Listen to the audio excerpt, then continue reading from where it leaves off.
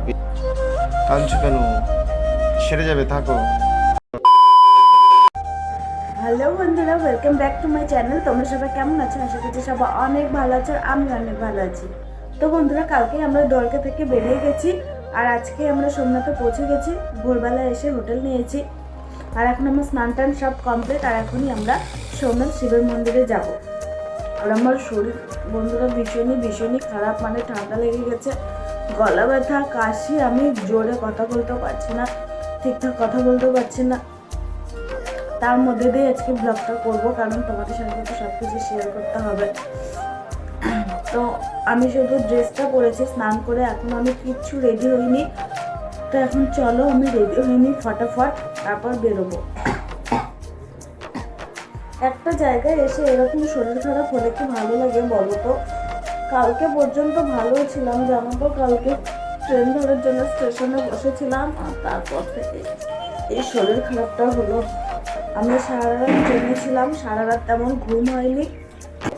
আমরা এখানে এসে পৌঁছেছি 7টার দিকে, ওই 7টার একটু আগেই হবে। আমি স্নান করেছি, কিন্তু আমি সব চুল ভিজাইনি, মানে আমার যে এতটাই শরীর খারাপ, আমার স্নান করাটাও মানে অতিরিক্ত হয়ে যাবে। কিন্তু যেহেতু শিবের মন্দিরে যাব, বাবার মাথায় জল ঢালবো, সেই জন্য স্নান না করলে হয় বলো তো? সেই জন্য অল্প করে শুধু এই মাথায় জল দিয়েছি আর গা ধুয়েছি, মানে সব চুল ভেজাইনি। আমার এখনই জ্বর চলে এসেছে, আমি জ্বরের ওষুধ খেয়ে কবে যাব। আর যদি একেবারে যদি ভালোভাবে বেশি করে স্নান করতাম, তাহলে হয়তো শরীরটা আরও খারাপ হয়ে যেত। যেহেতু বাইরে আছি আর শরীরটা এতটা খারাপ করা যাবে না, সেই জন্য কিছুটা নিজেকেও তো মানতে হবে, তাই না?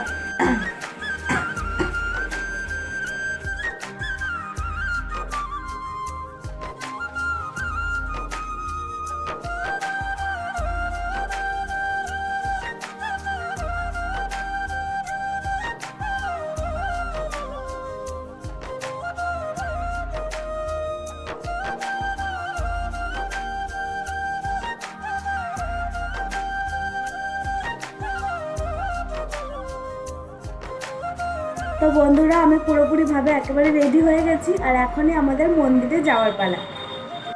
তো বন্ধুরা দেখো, এখন আমরা রুম থেকে বেরিয়ে পড়েছি, আর এই হোটেলে না আমাদের রুমটা একেবারে 4তলায় ছিল, তো খুবই প্রবলেমের। তো বন্ধুরা, এখন আমরা সোমনাথ মন্দিরের সামনে চলে এসেছি, আর এখন মন্দিরের ভিতরে যাবো।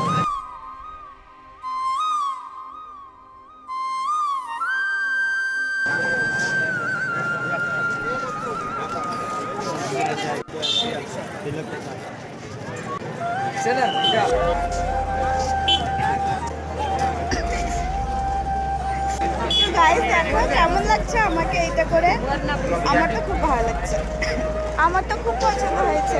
তোমাদের কেমন লাগছে জানাও।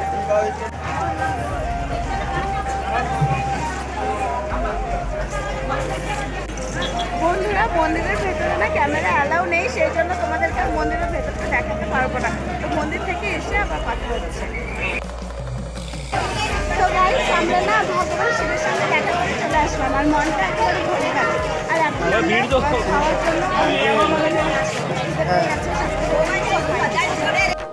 তো বন্ধুরা, এখন না আমরা একটা দোকানে চলে এসেছি, এখানে ব্রেকফাস্ট করে নেব। তোমাদেরকে মেনু কার্ডটা দেখাই, দাঁড়াও, তোমরা কিছু বুঝতে পারো কি না।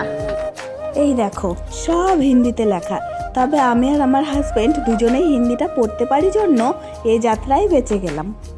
তো সকালবেলা না আমাদের খাওয়ার মতন তেমন কিছুই ছিল না, তাই আমরা এই যে দেখো, আমরা এগুলো হচ্ছে খাচ্ছি।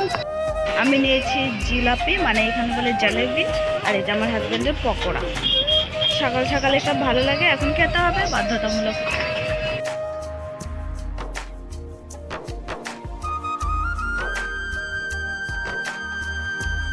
বন্ধুরা, তোমরা কি ভাবছো যে আমার ঝাল লেগেছে? না, এগুলো লঙ্কা একদমই ঝাল না।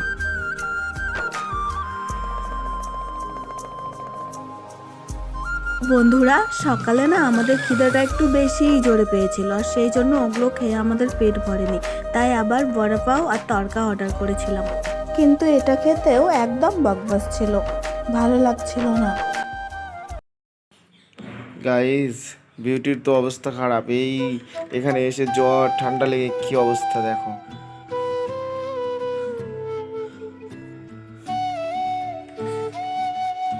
দেখো কত সব ওষুধ খেতে হচ্ছে। এই যে ওষুধ, তারপরে দেখো এই যে ওষুধ খেয়ে খেয়ে পাগল হয়ে যাচ্ছে। আর হয়ে গেল, কোথায় রাখলে?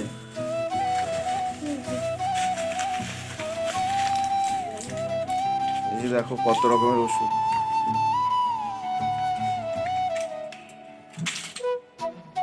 ঘুরতে এসে ও এখন খুবই অসুস্থ, ভিডিও করার অবস্থায় নেই।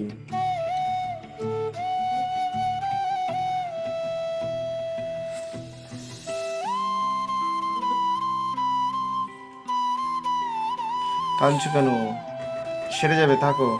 আমরা কালকে এখান থেকে যাবো না, তাহলে এখানেই থাকবে। এখান থেকে একবারই ইয়েতে চলে যাবো, কোথাও আর যাবো না। হ্যাঁ, একবারে ভাবনগরে যায় ওটা নিয়ে তারপর চলে যাবো খোকনের ওখানে, বড়দরা। ঠিক আছে?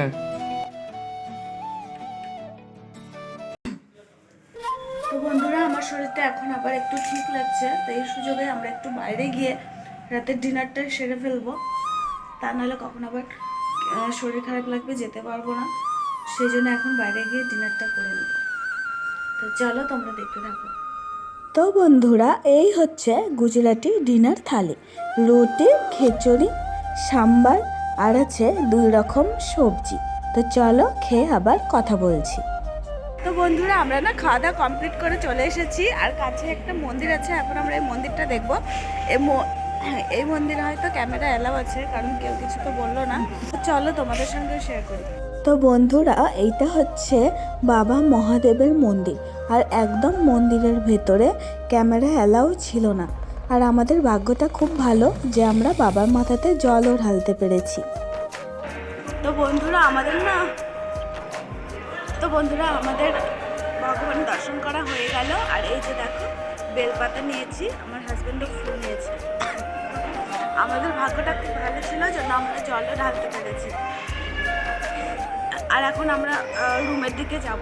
বাইরে প্রচুর ঠান্ডা না, আমার আবার কাশি হচ্ছে বাইরে থাকলে, তো সেই জন্য এখন আবার রুমের দিকে যাব।